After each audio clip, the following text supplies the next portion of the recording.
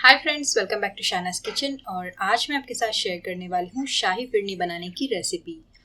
और आज मैं आपको इस शाही फिरनी के प्रॉपर मेजरमेंट्स बताने वाली हूँ। कितनी दूध के लिए आपको कितने चावल लेने हैं, कितनी शुगर लेनी है, ताकि आपकी फिरनी हमेशा परफेक्ट बने।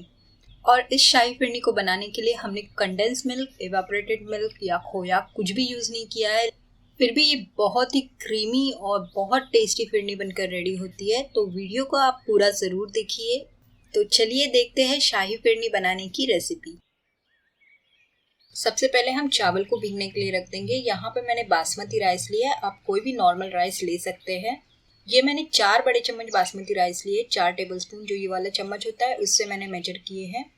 अगर आप वेट से लेना चाहते हैं तो आप 50 से 60 ग्राम चावल ले लें। और ये मैं 1 लीटर की फिरनी के लिए रेशो बता रही हूँ। अगर आप आधे लीटर की फिरनी बना रहे हैं तो आप इसकी आधी क्वांटिटी ले लें, यानी 2 बड़े चम्मच।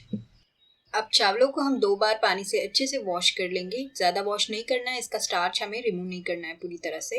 और अब हम इसमें थोड़ा सा पानी ऐड करके इसे 30 मिनट्स यानी आधे घंटे के लिए भीगने के लिए रख देंगे। तो ये देखिए चावल हमारे अच्छे से भीग गए हैं। अब इसका पानी हम निकाल लेंगे और जो चावल है उन्हें हमें मिक्सी जार में निकाल लेंगे और उसमें थोड़ा सा दूध या थोड़ा सा पानी ऐड करके इसे दरदरा सा पीस लेंगे। ध्यान रखिए कि हमें इन चावलों की पूरी पेस्ट नहीं बनानी है, इनको हमें दरदरा ही पीस लेना है। तो ये देखिए चावलों को हमने दरदरा पीस लिया है। अब इसको मैं एक बोल में रिमूव कर दूंगी। और इसी के साथ हम जो 1 लीटर दूध ले रहे हैं फिरनी बनाने के लिए, उसमें से 1 कप दूध हमें इसमें ऐड करना है और इसे मिक्स करके रख देना है। और बाकी का जो बचा हुआ दूध है उसे हम बॉईल करने के लिए रख देंगे। और इसी के साथ हम इसमें 8 से 10 केसर के धागे ऐड करेंगे। केसर डालना ऑप्शनल है, अगर आपके पास है या आप डालना चाहते हैं तो डालें। इससे बहुत अच्छा फ्लेवर भी आता है और कलर भी आता है फिरनी में। तो यहाँ पे मैंने टोटल 1 लीटर दूध का यूज किया है, जिसमें से थोड़ा सा यानी 1 कप के करीब दूध हमने चावल ग्राइंड किया है उसमें ऐड किया है और बाकी का बचा हुआ दूध हमने यहाँ पे बॉईल होने के लिए रख दिया है। और जो दूध हमने यूज किया है वो फुल फैट दूध है। आप कोशिश करें कि आप फुल फैट दूध यूज करें, इससे जो हमारी फिरनी है वो बहुत ही क्रीमी बनती है। फिरनी बनाने के लिए आप हमेशा कोई भी मोटे तले वाला पैन यूज करें।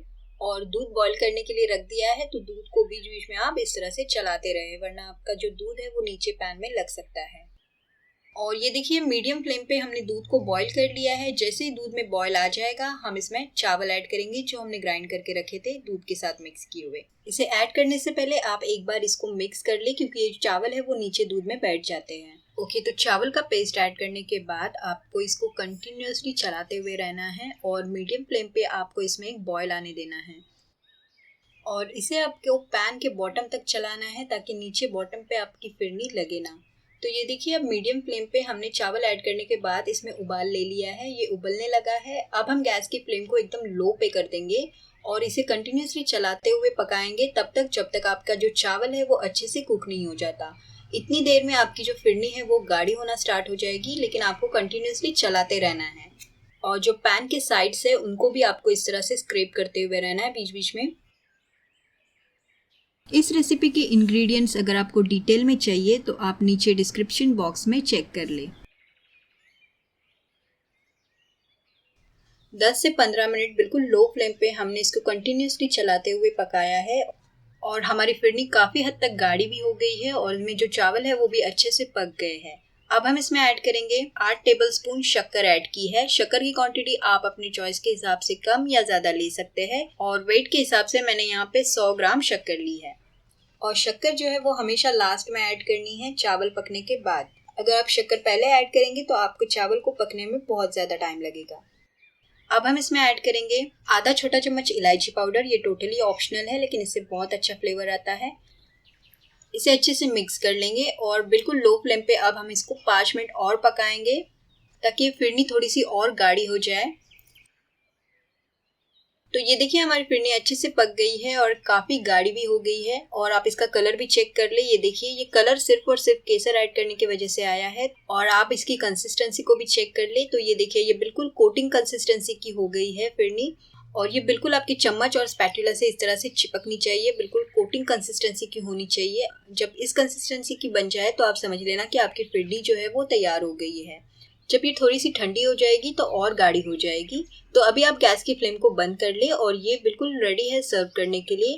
इसे सर्व करने के लिए मैंने यहाँ पे मिट्टी के जो बोल्स होते हैं वो यूज किए हैं और ट्रेडिशनली आप देखें तो इसे इसी तरह से सर्व किया जाता है। आप इसको गर्मा गर्म भी सर्व कर सकते हैं, नॉर्मल रूम टेम्परेचर पे भी सर्व कर सकते हैं, या फिर आप इसको फ्रिज में रख के इसको ठंडा ठंडा भी सर्व कर सकते हैं। इसे आप थोड़े से ड्राई फ्रूट्स के साथ गार्निश करें।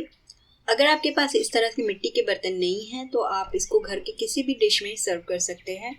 और जब ये फिरनी गर्म हो ना तभी आप इसको किसी डिश में निकाल लें, वरना ये ठंडी हो जाएगी तो ये सेट होना स्टार्ट हो जाएगी, मतलब इसके ऊपर ना एक लेयर आ जाती है। तो जिस भी डिश में आप इसको सर्व करना चाहते हैं तो जब ये गर्म रहेगी तभी आप इसको उस डिश में निकाल लें। और इसमें मैंने जो क्वांटिटी बताई है चीज़ों की, उसे जैसे कि तैसे आप फॉलो करेंगे तो बहुत ही ज़बरदस्त फिरनी बनकर रेडी हो जाएगी। ज़रूर ट्राई करना है एक बार। तो ये हमारी सुपर यमी डिलीशियस क्रीमी सी फिरनी बनकर रेडी हो गई है, वो भी बहुत ही कम इंग्रेडिएंट्स के साथ। तो आप भी शाही फिरनी की रेसिपी को एक बार ज़रूर ट्राई करें और अपने फ्रेंड्स और फैमिली के साथ इसे बनाकर एंजॉय करें। मेरे वीडियोस अगर आपको पसंद आ रहे हैं तो मेरे चैनल शानास किचन को सब्सक्राइब करना ना भूलें। अगर आपको आज की ये रेसिपी पसंद आई है तो इस वीडियो को लाइक ज़रूर करना। फिर मिलेंगे किसी अमेजिंग और डिलीशियस रेसिपी के साथ। तो तब तक के लिए अल्लाह हाफिज़।